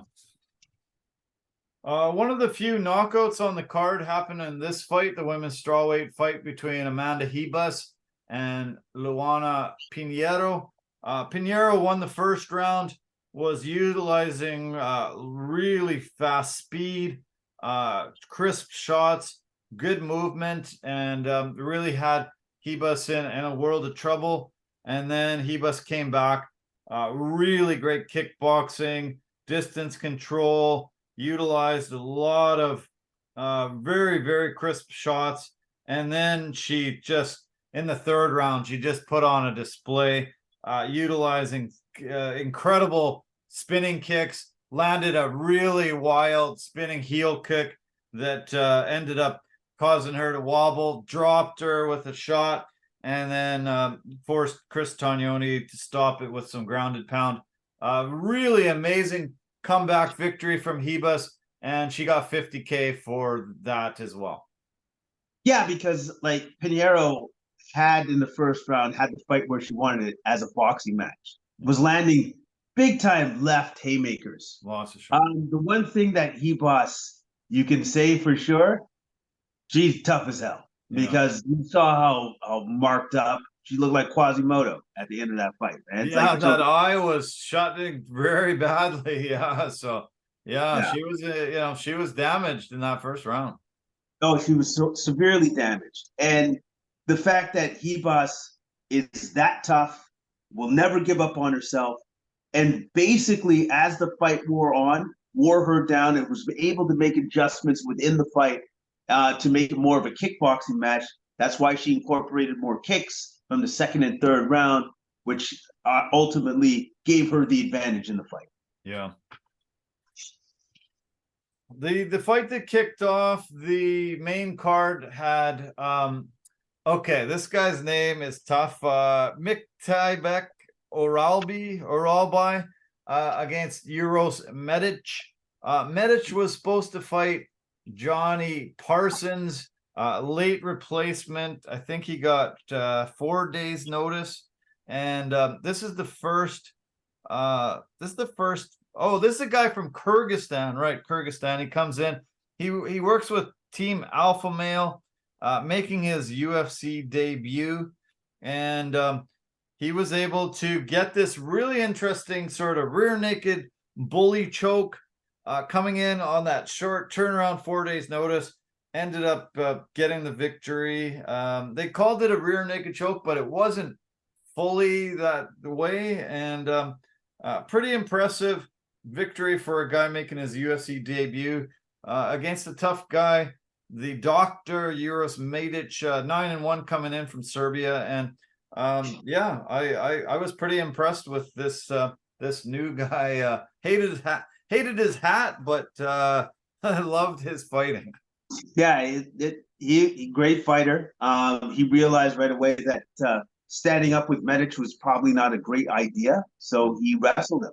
He wrestled him, got him down to the ground, kept him there, and with that finish, I called that a modified neck crank. Yeah. Because at the end of the day, like it looked like he was trying to tear his head off. Yeah. And so I was just like, that looks incredibly painful. I would tap. At least that's what I was hoping he was going to do before his head got torn off. Yeah, it looked very painful for sure. Yeah, really rough. Yeah, he's got some great guys in his corner. Uriah Faber was there, Slava Klaus was there, and yeah, this is a guy we'll have to pay attention to and see it. There are quite a few fighters coming out of Kyrgyzstan, and this is a new guy that we got to watch from now on. And yeah, I'm not sure what happened to Johnny Parsons, but Medic probably was sad that he fell off because this new guy came in and almost tore his head right off. So yeah, hopefully he's fine. Okay, prelim card. Joe Anderson Brito also get a submission victory in the feature fight on the prelims over Jonathan Pierce. He got $50K bonus for this really nice highlight reel submission as well. Yeah, because Pierce was, I thought, in my opinion, was winning this fight. With his superior grappling. Every once in a while, Brito would get free, battle back to his feet, get some shots off, and then Pierce would take it right back to grappling. Yeah. And then the one mistake he made was to leave his neck out for a split second, and that's all Brito needed to lock up that ninja choke, guillotine choke, what have you. And once he had that locked in, he did not let that go. No, did not let that go.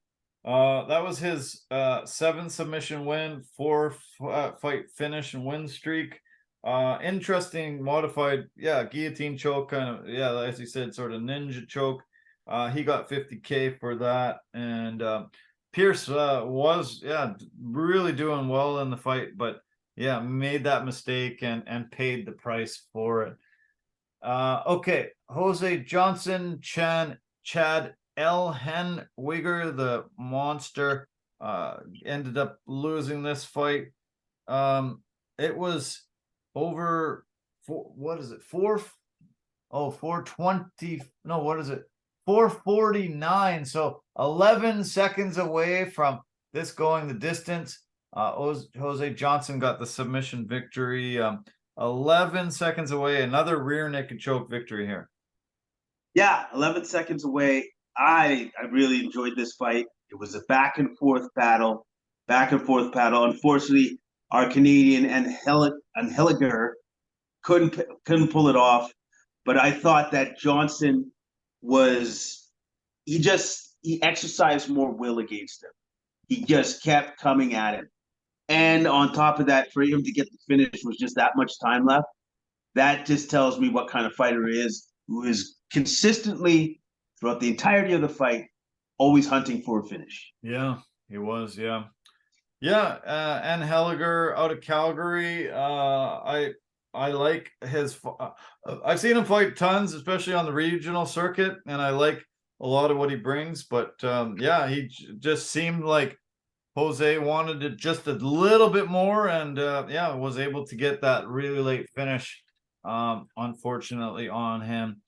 Okay, the knockout victory by CLD, Christian Leroy Duncan, over Dennis Tululin. Really amazing striking performance for CLD. He was able to just kind of grab him, feed him some uppercuts, and then drop him, ground and pound. The elbows, I think, were the ones that sort of ended up putting him down, and Beltran had to come in and stop it. A very, very nice victory. Very strong, impressive performance. He was a big favorite and really showed why. He's Leon Edwards' training partner, and this is a tough guy we're going to have to keep an eye on. 9-1 now out of England, and I think he'll have to be on an English card if they do put one together very soon. Oh, yeah, he definitely needs to be on one of those cards. First off, the man's a specimen.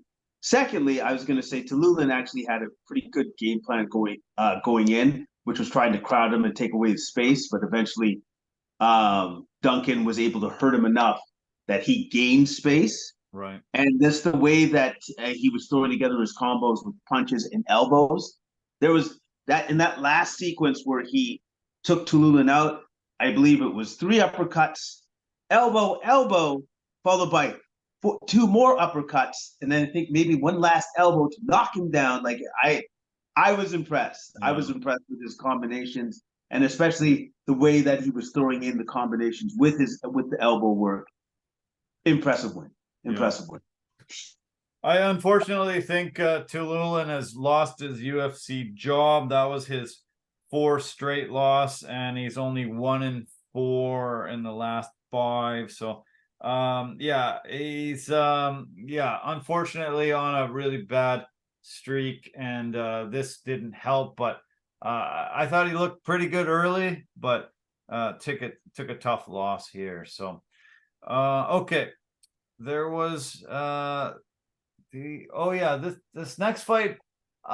Okay, we had a Vancouver guy. He's originally Brazilian, but he's been fighting here for about I think it's 6 years. He's been fighting in the BFL, Battlefield Fight League. I know his cornermen, and I was looking forward to seeing him fight. I've been seeing him on the regional circuit here.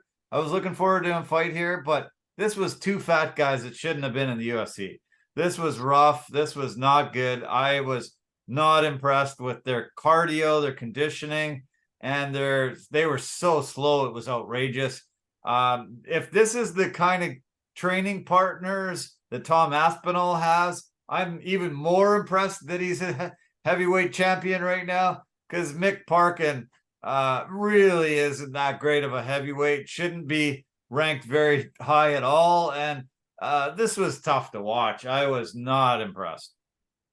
Yeah, I think I mentioned that to you as we were texting back and forth. Where I'm just like, I fell asleep, I think, throughout at some point in this fight, like probably when it first started. So yeah, man, I was amazed at the fact that you could actually.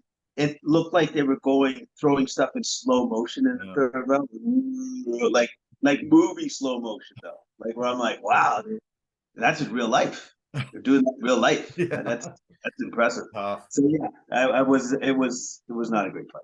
No. Yeah. I hope they both go back to the drawing board, get their conditioning better. Yeah, this wasn't fun to watch. And it's too bad, because, I want to see some guys coming from the Vancouver regional circuit. BFL is on Fight Pass. All their cards are shown on TV. I've been to many events here, and I want to see some guys make it. And this didn't really show a good example of the quality here. So I was impressed with the Jaka Sergi.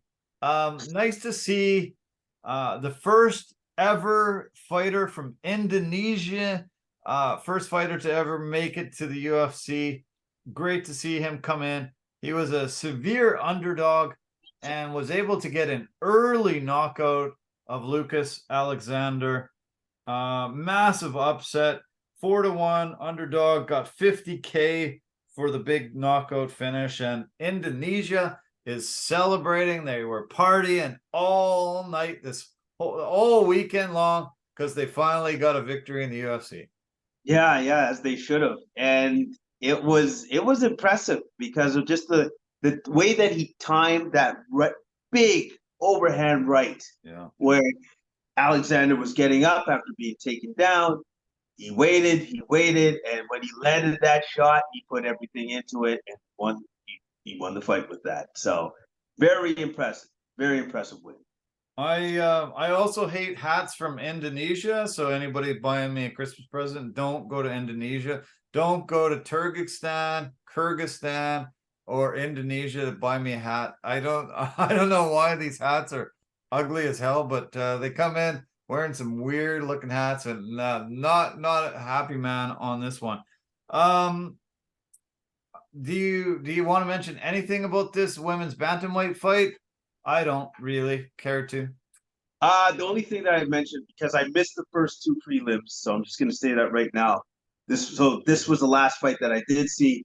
Perez actually came into the octagon already with a black eye.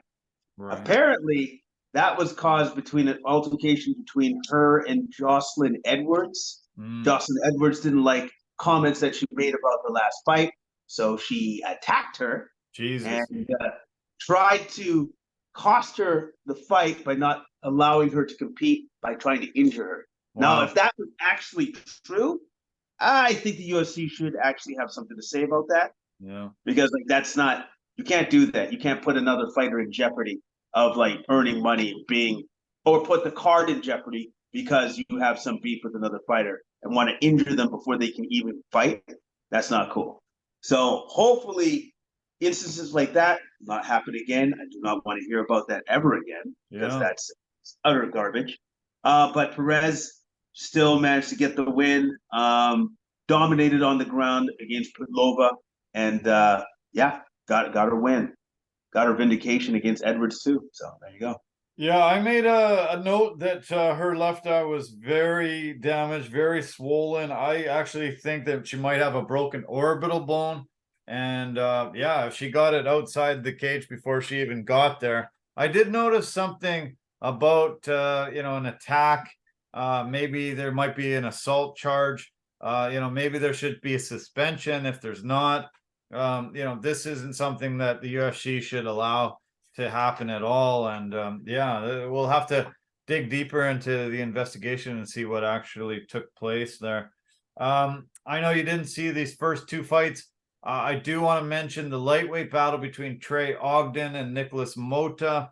Ogden has become one of the very highly sought after coaches in MMA right now. He's really been able to turn a lot of guys' careers around, and he took on almost all of James Krause's guys when Krause got suspended for the gambling investigation.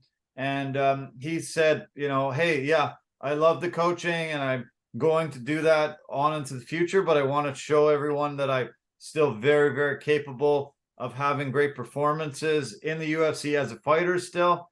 And this was brutal. This was brutal. This made me so angry. I was watching this fight. Trey Ogden won the first two rounds heavily, looked amazing doing so, and was just really dominating in this fight.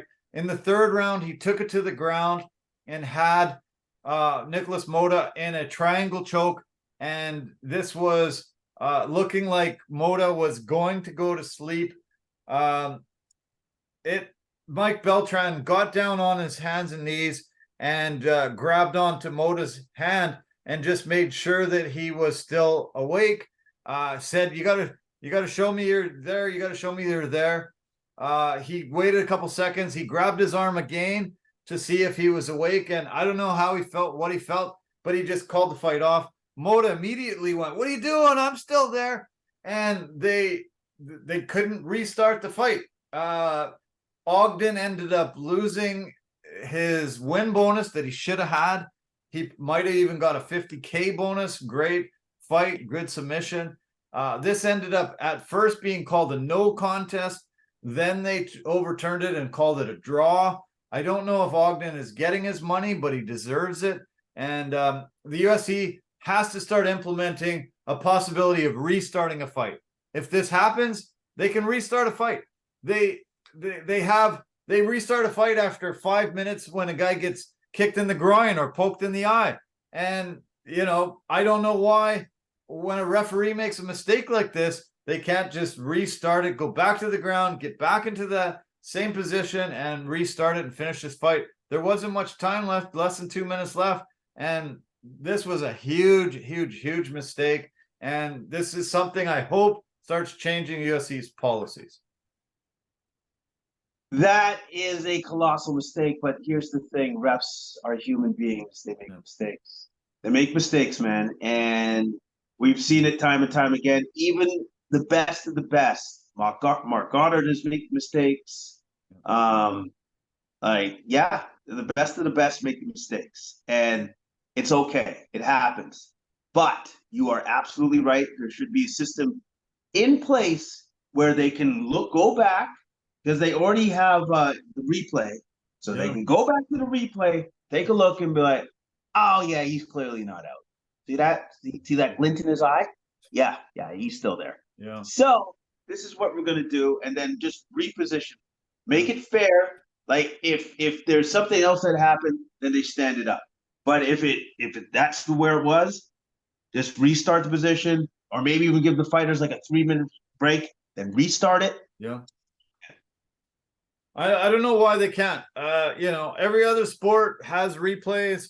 They go and watch it. They decide what the outcome is, and then they restart the sport. I don't know why the UFC has this policy that they can't restart it, but this was a shocking example, and we're seeing it way too often, almost week after week after week. We're seeing examples of them making a mistake, something happened, and then they should be able to just get it back going again. I don't know why they've put this policy in where they can't, but it needs to change. And, Ogden is being punished over something that he didn't do wrong. He was going to win this fight. If it stayed on the ground for 2 more minutes, he had it wrapped up. He won the first 2 rounds handily. He was going to win this round. Would have been 30-27 across the board. And, he's robbed of this. And he said, I don't care about records as much, but I really do care about getting my money. And, I won it fair and square, I think. So. Well, yeah, absolutely he did. He did win it fair and square. It's just unfortunate that the ref made a mistake that cost him everything. So, yeah. And that sucks. That sucks. But the refs, end of the day, they do have a duty to try to protect the safety of the fighters. And if they err on this side, it sucks. But they actually had the right idea at heart, right? Yeah.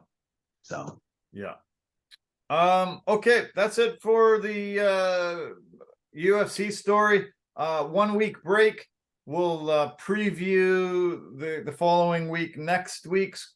And I want to mention the Canucks are up 3-1 with about 6.5 minutes left in the third period. So snapping their little 2-game losing streak. And I just did want to mention the NBA before we call it a night. I watched an incredible game last night. The double overtime game between Utah and Phoenix. It was the first time in Utah they've had a game on Sunday in 1,824 games they've played since. It's been over 22 years, 9 months, and 29 days since they had a game on Sunday in Utah, and they were witness to one of the best games I've seen in a very, very, very long time. It was awesome. It went back and forth, double overtime. They ended up losing 140 to 137, but I think they realized that not having games on Sunday, this isn't good. And it was a packed house, a lot of fun. And Lauri Markkanen and Kevin Durant went back and forth, back and forth. Markkanen had 38 points, 17 rebounds. Durant had 39 points, 10 rebounds, and 8 assists. And man, was it a fun game. Oh, it was a massively fun game. Like I saw the highlights, and then I'm like, wait, do I have this PVR'd? And because I was watching another game at the time. And so I'm like, okay, well, you know what?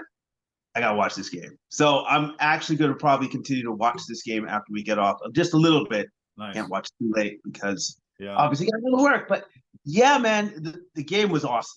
The game was awesome. And I love the fact that the Jazz definitely have a bona fide star with Lauri Markkanen. Yeah. Lauri Markkanen is a bona fide star because if you can go blow for blow, head to head with one of the best players ever to lace him up with Kevin Durant, you're good. Yeah. You're better than good. It was awesome to watch. Another overtime game on the weekend that I watched was OKC and Golden State. Chet Holmgren hit a buzzer beater to win it and to send it into overtime. And Andrew Wiggins got one, hit a 3 with 1.9 seconds left, and it looked like okay, Golden State's got it, and then bam, they were able to turn around, and OKC pulled it off in overtime, 130 to 123. Chet Holmgren, man, like he's had these 2 games against Golden State. He looked spectacular, and I think he's finally really showing his toughness, his shot making abilities, everything. I was super impressed with him. And Golden State has lost 6 in a row now, but OKC has really assembled a fantastic team, and really great to see Chet Holmgren finally really coming together with his game. Yeah. I told you from the beginning, like this OKC, they're going to be a squad for a while, man. They are that good, and Chet Holmgren is looking like he was literally the missing piece. Yeah, it's that last missing piece that they needed, and him beside Shai Gilgeous-Alexander, I think both of them had over 30 points in that game, and you don't expect a 7-footer to come off the screen, catch the ball, and then do a turnaround fadeaway 3 to win the game. Yeah, and he can hit that, shot, and it looks fluid and it looks right. So I'm impressed. I'm excited, and I'm just looking forward to more OKC. They're must watch NBA TV for me. I Yeah. always, if they're on, I'm watching their games. Nice to see two Canadians on the starting five, Dort and SGA, and yeah, they are a fun team to watch. It's impressive and very great. In the NBA, the Eastern Conference is really shaping up how we thought it would. Celtics are leading, Sixers are second, Bucks are third, and the Heat are fourth in the conference. And you know, those are the four teams that we thought would be there. In the Western Conference, we see Minnesota leading the conference right now. OKC's number 2. Denver's fallen to number 3. And we see Dallas a lot higher than I expected.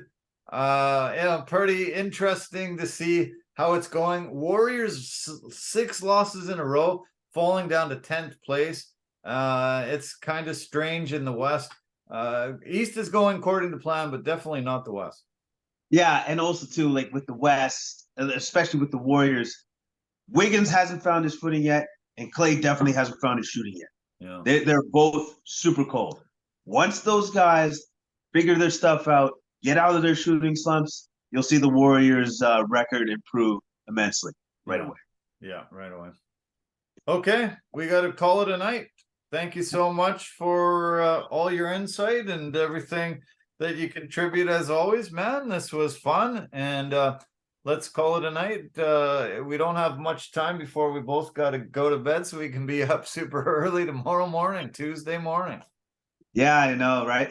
I know you're excited now to be back at work. I know it. I can see it in your face. I can see it in your eyes. I can just see like, oh my God, I can't wait to wake up at 5 in the morning. It's gonna be so much fun. I've been falling asleep everywhere all the time. I went out the other night and fell asleep. Could not stay awake no matter how hard I tried. I had a short nap today, and then I looked and I thought, short. I think that was an hour. Holy cow! Somehow I crashed out for an hour in the car, and so yeah, it's taken a little bit of time to get used to it. You've been at it for a month and a half. This was just really, I'm just right back at it. It's been tough to get used to, for sure. No, of course it's gonna get tough, but hey, you're gonna get there. You'll get there like I did. And oh, here's a fun fact for you. Since I've been working, I checked myself on the scale the other day. I've lost like 7 or 8 pounds. Oh wow! Yeah. Wow. So I guess this has been good for me to lose some weight, because I guess I had a little bit of couch weight. Well, couch weight is gone. Good. Were you surprised when you saw that number? I was, yeah, I'm not gonna lie, I was a little bit surprised.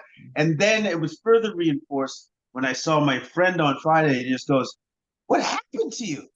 Where did you go?" And I'm like, okay. He's like, "Come on, man, what is that? You got like waist of 29, 28 now? What is happening?" That's hilarious. Good for your friends to, make you realize what's going on. Yes, I know. He's basically saying you're wasting away. That's pretty cool. Good for you. Nice. Okay, man. Well, yeah, as I said, thanks again. As always, great. And have a good week ahead. Keep sending me the great Instagram stuff. We should have a whole entire podcast to all the great Instagrams that you send me through the week. You make me laugh. You make me go, really? Wow, interesting. All of them are great. So keep them coming. Okay, I will, for sure, my friend, for sure. You have a great night. Okay, buddy. Cheers. Bye for now. Cheers. All right. Awesome as always. Thank you so much for sticking in.